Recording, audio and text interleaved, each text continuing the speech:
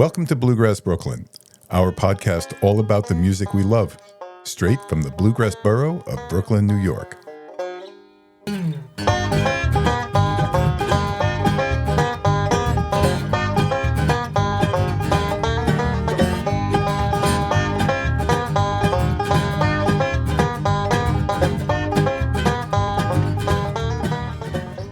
Hello and welcome to the Bluegrass Brooklyn podcast. I'm your host, Liz Wolfe. This is season 6, Monday, episode 10. I am interviewing Harry Gambrill. Harry is a Wernick Method instructor who plays a critical role in the Silver Bay Wernick Method camp. He is the level 1 instructor. The Silver Bay camp is happening on August 23rd through 29th at beautiful Silver Bay YMCA up in Lake George area. I learned a lot from Harry. I know you will too during this interview. In the meantime, please remember to follow, like, and subscribe to our podcast. You can find us online at bluegrassbrooklyn.com. Brooklyn is spelled BKLYN. And you can also find me online at bluegrassjamsnearme.com, and you can always reach out to Mike at bluegrassbrooklyn.com or me at liz@bluegrassjamsnearme.com. We definitely want to hear from you. But for now, let's get to the interview.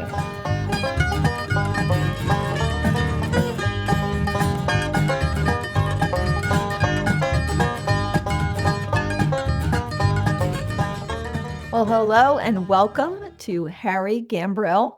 I know Harry because we met at the Silver Bay Wernick Method camp 3 or 4 summers ago now, the very first time. But I didn't get a whole lot of chance to play with Harry because he is a music educator, teacher, and he takes care of the whole level 1 camp up at that Wernick Method camp at Silver Bay. So welcome, Harry. So we were just talking right before this, as I always do with people, and Harry was saying that this is a focus of his is mostly, I'm calling it music education, music teacher. You do lessons, you do camps. Tell us about your music education world. Well, I learned the banjo when I was 12. I started on that taking lessons, but I didn't have a lot of good bluegrass instruction. So I quickly got into playing rock music with friends and such, and was taking guitar lessons. And then after I got out of high school, the fella I took guitar lessons from in his studio, he said, I have people asking for banjo lessons. Why don't you come to my studio and teach banjo lessons? And I was like, I can't do that. He says, sure you can. I'll give you some pointers on it. So he got me into teaching, and I wasn't very good at it back then, but I kept at it, and I've been teaching ever since. It's the only job I have not stopped doing. I've always been teaching since I was about 20 years old, I guess. And that's in music, meaning you weren't teaching other things. Private lessons, yes. I did teach part-time at a friend's school, doing the middle school music part-time, and that was also enjoyable. So what's your favorite instrument of the ones you play, which from what I understand is the guitar, the banjo, the dobro, the electric bass, and maybe even a little mandolin? Well, the banjo was my first love, but I did get into playing the dobro, I don't know, now maybe 15 years ago, or yeah, probably about that, maybe close to 20. I saw the Dry Branch Fire Squad, and their banjo player would go back and forth and play dobro on some of the songs. And I thought that was really great. And I thought I could do that in my band. I could learn to play slow songs on the dobro to mix things up. And so I got one, and there are some similarities between the dobro and the banjo. And so I really enjoy the dobro right now. It is really a great instrument. Plus, when I was playing banjo back early on when I started going to festivals, there weren't a whole lot of banjo players. Now it seems like everybody's a banjo player.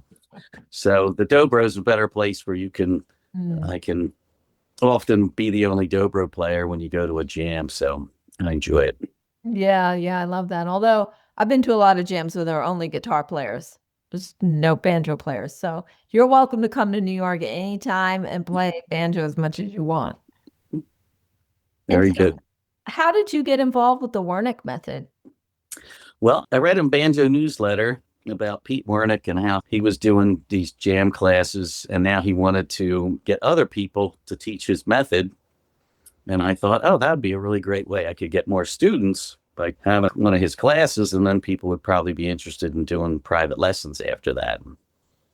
So I contacted him through the article. They gave me the information, and he immediately got back to me and got me set up. And I did my first Wernick class, and it went really well.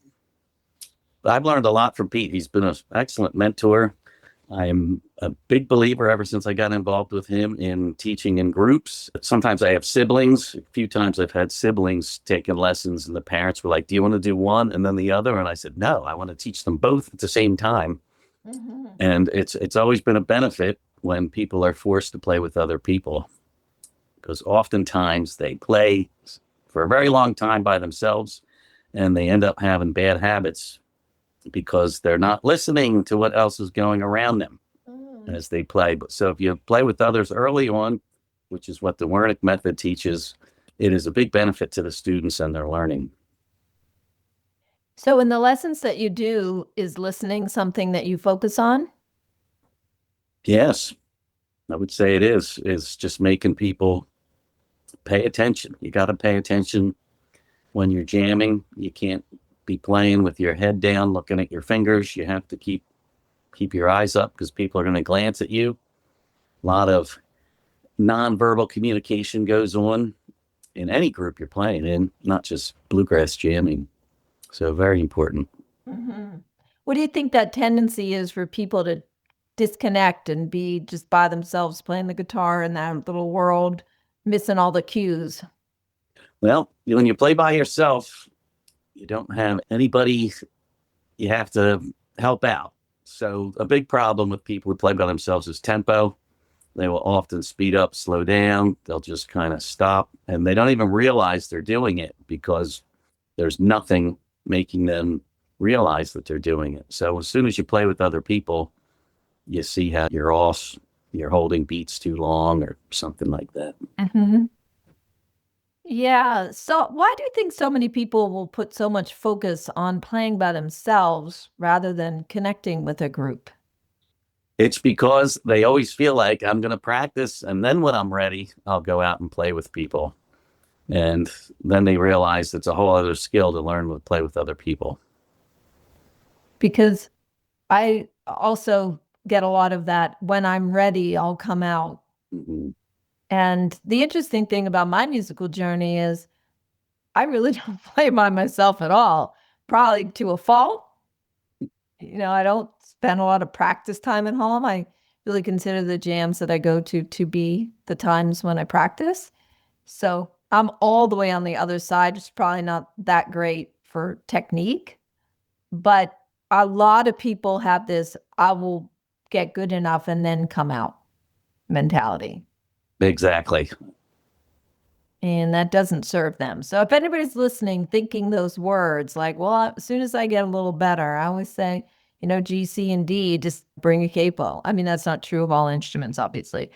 But even just being in the experience of hearing music, I think there's a lot to learn. Yes, there is. You became a Wernick instructor, but then you also got involved on a much deeper level, obviously, with going to the Silver Bay camp and leading the level 1. And just for the listeners, you may not know, there's 2 levels at Silver Bay Wernick Method Camp. The level 1 is for people who do feel like they need extra help in getting ready to learn how to jam. And level 2 was for the people that have been through that and now want to come back and hone their skills.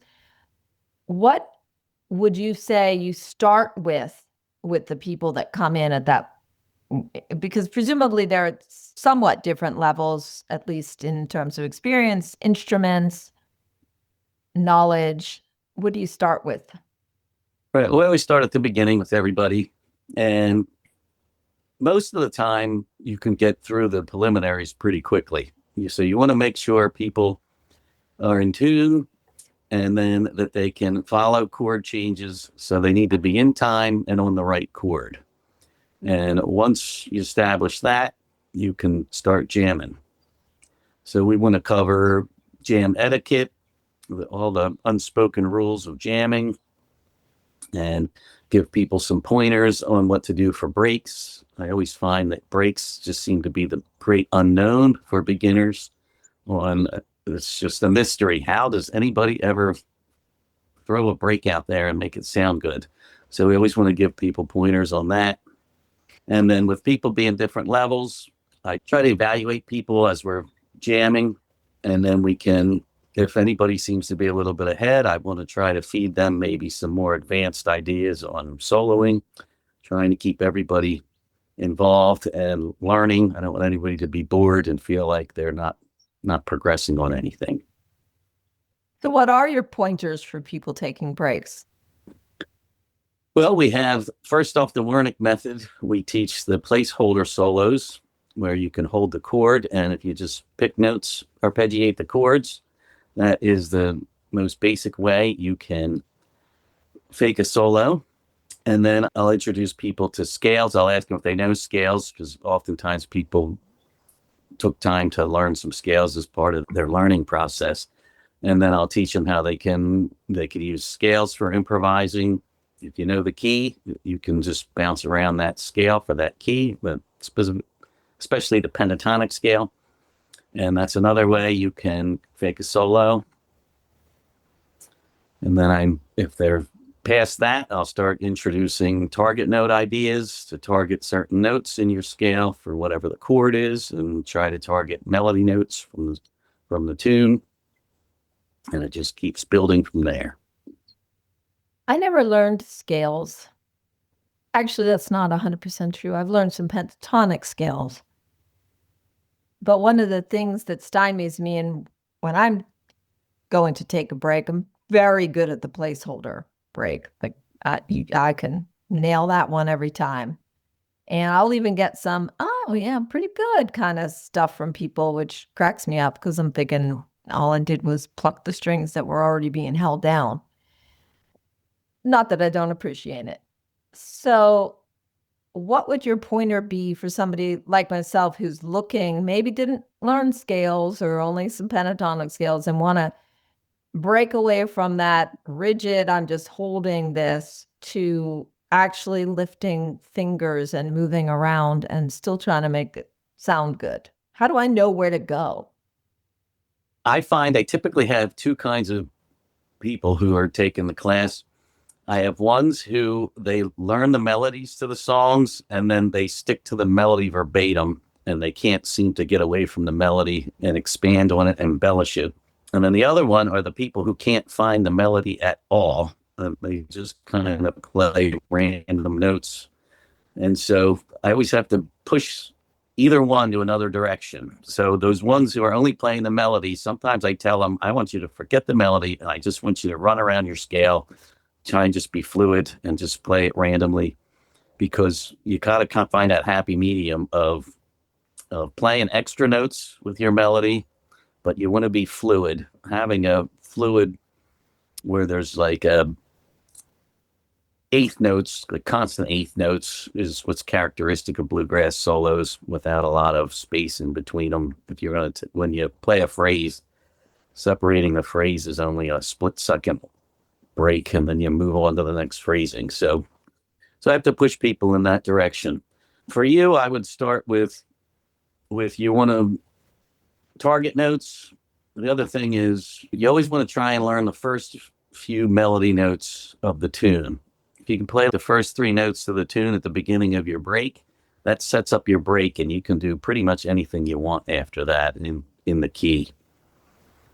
And then you can start working on hitting target notes. And then good target notes are ones that happen on a chord change. So try and nail that melody note when the chord changes in the phrase. Mm-hmm. Another thing to do is to learn licks, because if you learn a lick and then learn how you can stick them in where they would fit into songs, so you could like learn a lick each week and then go to your jam and just try to fit that lick in as many places as you can during the jam. And each time you get a new lick, you'll build a whole repertoire that you can throw into your solos and also use them in between to do backup to fill out the song while someone's singing. Mhm. Okay. So in your Wernick method teaching, when you're there at Silver Bay, what do you think is the most important thing? You have mentioned listening. What do you think is that or another important thing that you think helps people become better jammers? They got to go for it. They got to take chances. They can't be shy. Sometimes people are just, they don't want to make a mistake. You got to be willing to make mistakes if you're going to get better. So you just got to go for it and just try it. And you'll get better by trying it each time. You'll make a lot of mistakes. And the idea is to start to minimize mistakes. You're never going to go to a jam and play a song mistake free. But you want to minimize the mistakes and play through the mistakes and just make sure that song doesn't come off the rails. You want to get through it. Okay, I think that's a good philosophy to know that you're never going to be mistake free and that going for it means minimizing mistakes. I always like to say nobody's staying up at night thinking about your mistakes. They're only thinking about their own mistakes that they made at the jam. So nobody, it's not like anybody else is keeping score, really. I have been around at some jams where people were playing what I thought was actually very good. And at the end, they're like, I messed that whole thing up. Okay. So everybody's going to think they messed something up. Might as well go for it. Because sometimes people, they're upset because they didn't play what they wanted to play. And I tell them, but what you played sounded really good. It still came out really nice. There wasn't any bad notes. They just weren't the notes you wanted to play. So sometimes you got to tell yourself that one. Yeah, that sound pretty good. What do you also sing? I try. I'm not the best singer, but I do sing. And in the camps or anytime you're playing with people or teaching people, what's your encouragement for people who are reluctant to sing, perhaps like yourself? Everybody's supposed to sing. That's part of the Wernick method. We want you to sing. You'll become a better musician as long as you're singing along. You got to sing the chorus minimally. And you don't have to sing loud, but you got to try and sing. And occasionally we get those folks who just are unwilling, no matter what we do. We can threaten to kick them out. They still won't sing. So I've never gone so far as to threaten people. I do try to shame them sometimes a little bit into it. I'm really the only one that hasn't sung. But it is remarkable to me, especially since I love to sing so much, and that almost consistently when I ask people why, there's always somebody who once told them they couldn't sing very well, which I think is a shame. But that is part of it. And it's part of bluegrass, big part of it. mhm. So you're not only teaching at Silver Bay, you're also teaching in other places, one of which was at the Wind Gap Festival out in Wind Gap, PA. Yeah. Tell us about that. I did 3 sessions when I was there. So I did Friday afternoon and then Saturday morning and Sunday morning. I also teach a class. I've been doing a class at my home, and then I do the camp up at Silver Bay. And that's pretty standard. Maybe I'll get another one here and there, but right now that's what I'm trying to do throughout the year. And so people know where are you located in case they want to participate in one of your camps. I am in Ridley Park, Pennsylvania. That is just the suburb south of Philadelphia, Pennsylvania, just a few miles from the Delaware border. But you're also playing in a band called the Jersey Corn Pickers. Yes. Is that band actively playing out? Yes, we do. We've been playing for about 20 years, and we've played all over the region. We've been in New York and a lot in the area. We've played the Philadelphia Folk Festival several times. It's probably the biggest venue we've played. And you pick corn? We do not pick corn. But you leave people with the illusion that you might pick corn sometimes. Yeah, well, if you try to Google us, you'll end up at a website that sells machinery that picks corn. That's funny. So you have to add the bluegrass to it. You have to put the bluegrass on it. Oh, that's fun. You have two sons. Yes. I've met them. They are both musical, Yes. quite good as well in their own right. Tell us about your influence on your sons growing up musically. I don't think I've had a whole lot of influence on them, to tell you the truth, other than they know what bluegrass is because of me. Their music started in the school, playing in the school band. They both took up horns. So my older son, Justin, was playing the trombone. And then my younger son, Joel, had started on the trumpet there. And so we had a really good music program at our public school. And they both did marching band. They both did jazz band. Joel was playing bass in the jazz band. He started doing bass. So that was probably the best training for them in their younger days, because it gave them that having to play with people, having to play in time, having to pay attention, all that type of training that they got there. And then they both took up bluegrass instruments. My son, Justin, plays the dobro. He had said to me once he thought, I want to start taking banjo. So we started him with banjo, and he just kept letting it fall flat on his lap all the time. I kept telling him, he's got to hold it up. And then I said, well, if you're going to have it on your lap, you might as well just play the dobro. And he says, fine, I'll play the dobro then. So he started playing the dobro, and he surpassed me on the dobro. He's really, really good. He put out a CD last year, I guess it was, and he's doing pretty well. He's also putting up lessons. He's recording lessons and posting them on YouTube, and he's doing lessons with folks, and even has a online lesson from a student in Germany. Well, there you go. Okay. Yes, I've heard him play. He's quite good.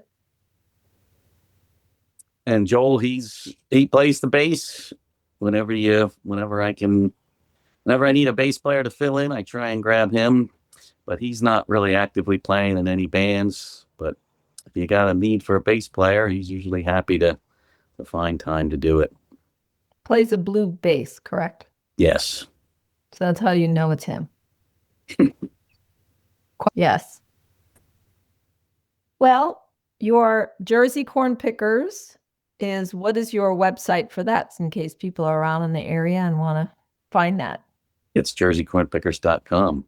Okay. But Facebook, I think, is a better place to friend us, and that's where the postings get where we're going to be playing. Okay. So people can look up on Facebook, the Jersey Corn Pickers. Yes. And if I wanted to take lessons with you, I could friend you on Facebook and find you and message you through there. Yes, that would probably be the best way to get a hold of me, through Facebook. Yeah, got it. Well, thank you so much. I look forward to seeing you out in Silver Bay this August.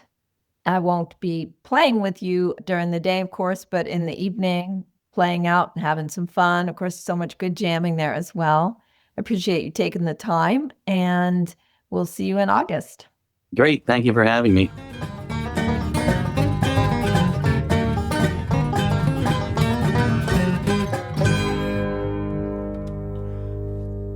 Well, it's always fun to interview people that I've met out there in the musical bluegrass world. Harry has been an inspiration to me, loved meeting his sons. And so I really loved chatting with him and hearing more about his musical journey.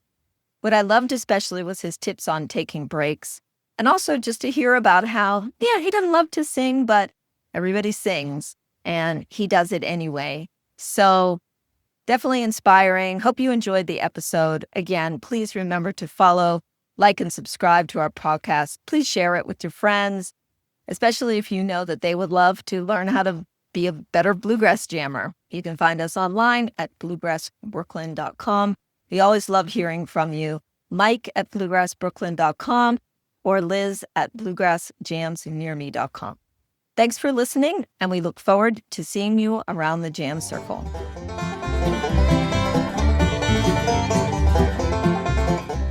We'd like to thank our sponsors. We learn and grow with Peghead Nation's online courses and world-class instructors. We're powered by Ear Trumpet Labs microphones. That's why we sound so good.